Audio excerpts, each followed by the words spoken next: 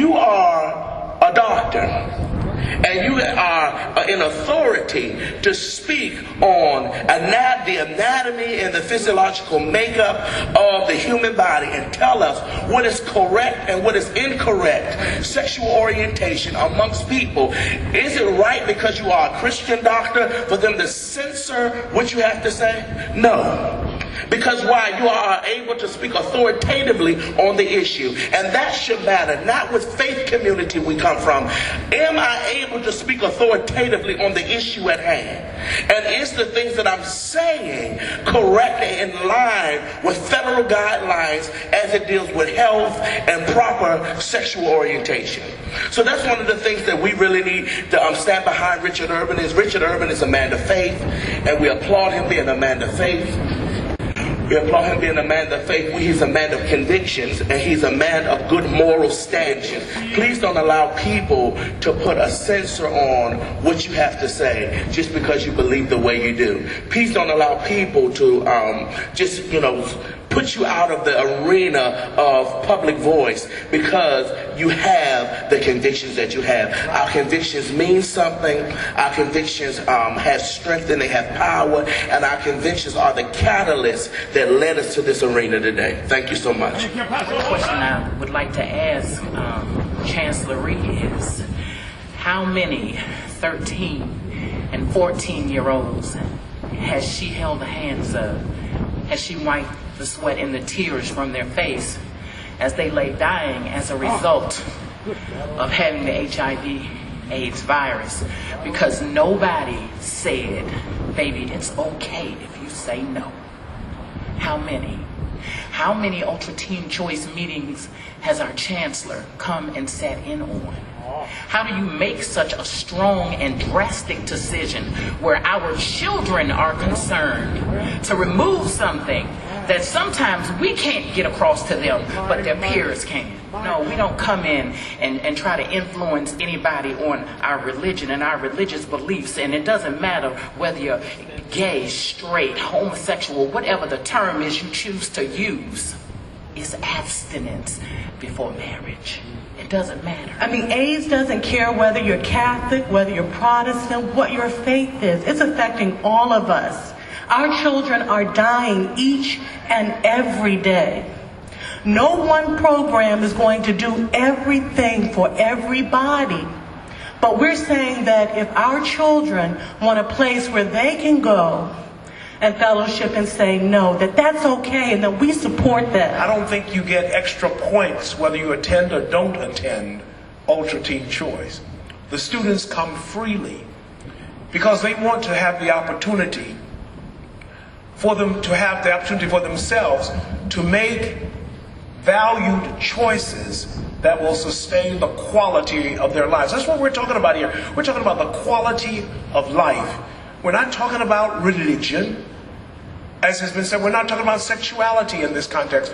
We're talking about the ABCs of sexuality. But it starts with A. Abstinence. That's the 100% safe way. That's a fact. That's indisputable. But again, what we're dealing with here is the quality of life, the opportunity that we want to present to our children to be able to have a long life, to have a productive life, to be able to make their contributions to the American way of life. I think that's a challenge that I would offer to Chancellor Rhee. If you're so concerned about inclusiveness, why are you engaging in exclusiveness? Why are you trying to X out from this school an optional program? I am a product of the D.C. public schools, and if only there was a program such as Teen Choice, this program that would allow students to learn that you can say no. At the age of 16, I gave birth to my first child because I was somewhat seduced into doing what everybody else was doing, and the pressure was horrendous. There was no one to talk to me. I went to church, I was a faithful member, and my parents were religious, but no one was there when I was out of school and when I was out and about to say, you don't have to succumb to this just because your girlfriends are doing this and everybody's calling you names.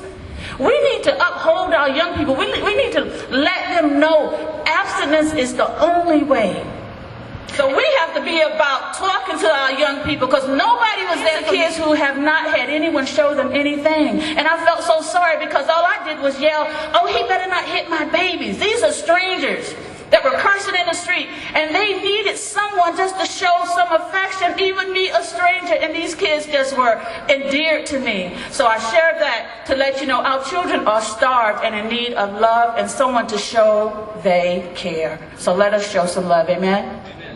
I've had students state that they appreciate the encouragement and support they feel from being with other young people that have the same mindset. One teen even said that she appreciated the direct talk about positive character choices and how the information she feels saved her life. How much more powerful can anything be that will encourage our youth to be active in the community and exemplify high moral values and integrity? The Ultra Teen Choice Program gets the youth involved in special projects like Martin Luther King Jr. Day, AIDS Awareness, National Youth Service Day, City Council Awareness Day, fundraising events, community service projects, bowling, skating, pool parties, and a myriad of other worthwhile and fun activities for the young people of Washington, D.C. Why should a city that wants to promote more choices for the youth deny the choice of youth who want to remain abstinent?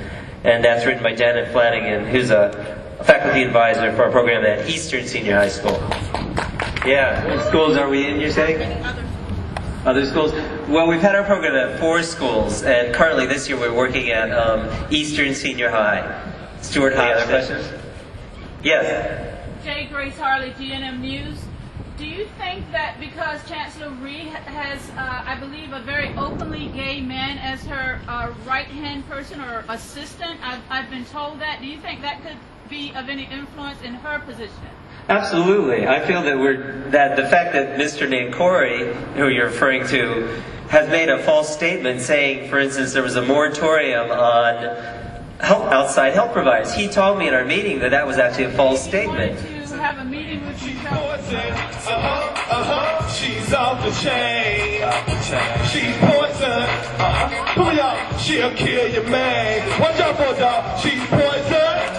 She look good, but she's so fly. But she's poison. She's poison.